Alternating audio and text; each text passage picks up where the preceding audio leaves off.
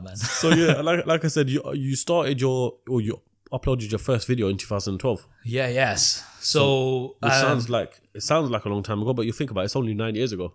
9 years, yeah, man. Yeah. It's gonna be my 10-year anniversary soon, inshallah. In January, Yeah. So I mean, so funny thing is, I was actually making videos before that. Not particularly on tech. I used to do I picked up a DSLR camera. Yeah. I've always been in tech personally myself, right? As you were saying, and just tech support for the family. Yeah, I guess it's just a natural reason for you to start SuperSaf.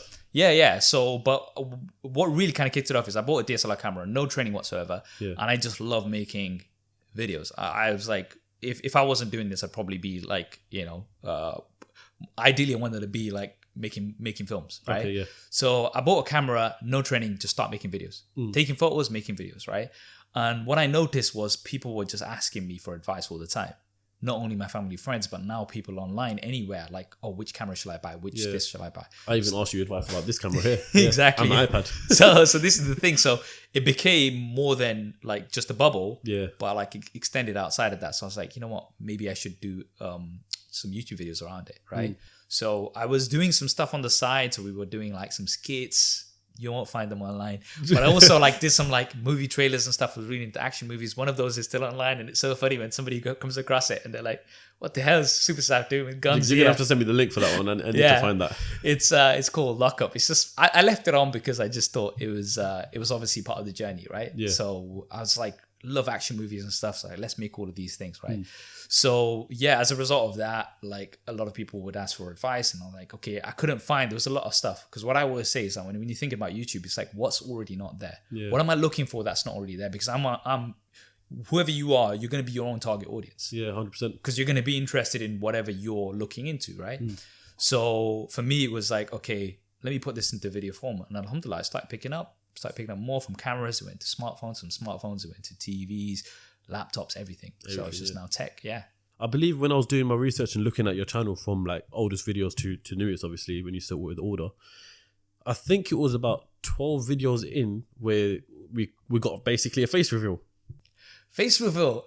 Was that case? No, there was a face reveal. I've got it here. It was on the face reveal at Nikon D600 versus D800. Okay. I think. Mistake me if I'm wrong. I think my face was there from the first video, to be honest. I don't know. I kept going through it, and it was just like your hands on the the product. So if I was doing products, then sometimes it would be that. But I think the first ever video was, because the thing is, here's an interesting thing, because I was used to being on camera, but I was only used to being on camera with somebody else. Okay. Right. So it would be me and my buddy would be doing like silly if you had skits someone to like bounce that. off. Exactly. Yeah. The first time I tried to set up a video and do it myself, I couldn't talk. The words wouldn't, because it's like talking to yourself, innit? Yeah. Like take everyone else out of this room, you sit in front of the camera. That's it, yeah. And this is at a time when Snapchat and Instagram wasn't around, so it wasn't a case of, right now, like you see kids, they'll pick up the phone and they'll be like, hey, what's up guys, and all of this stuff. They're just so used to it. That wasn't a thing back then, so it took a bit of time to actually get used to it. But I did have my face from earlier on. It was some of the videos, probably if it's like an unboxing or something, then no. Okay, yeah, no, because I was thinking that was the first one I come across. I was scrolling through all of them last night, thinking there's a lot of videos there, man. So you've always been comfortable on camera then?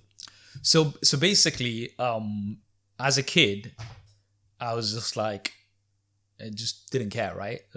It's one of those things. So if you look at any of my sort of home videos, I'm the one like just chatting Bob on the camera, making faces, don't care, right? Yeah. So it was always that that was just me, right, in the family. So I guess I was always comfortable to be like, just... The thing is, like, the embarrassment threshold for me is just like, I don't really unlimited. Care. It's like, what's the worst? People are going to make fun of you? I don't care. So I think, so then that's what it was. So I kind of was already used to that. So I just like, okay, there's going to be people who are like, he's quite weird looking or whatever, right? I don't care. It's like, it's fine. So I think that's what it was. So I was just kind of comfortable from that point of view.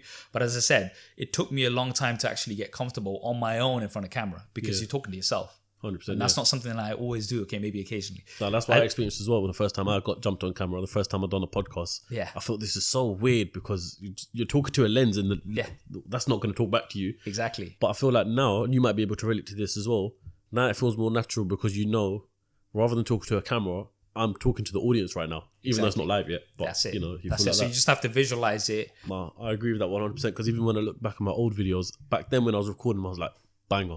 Yeah. And then you, obviously, when I was editing at the time, I was like, yeah, good. But when I look back at them now, I'm just like, who is this person who's such monotone, low energy sort of thing? So now I've kind of learned you've got to amplify everything by 10 for it to come across on camera as a normal person. Exactly. And also people are also used to, because you've got all of these animated YouTubers and, you know, content creators, they're kind of used to a certain level of energy as well. Yeah. That if you just don't put that energy, they're just going to switch off and they're going to move to something else. Yeah.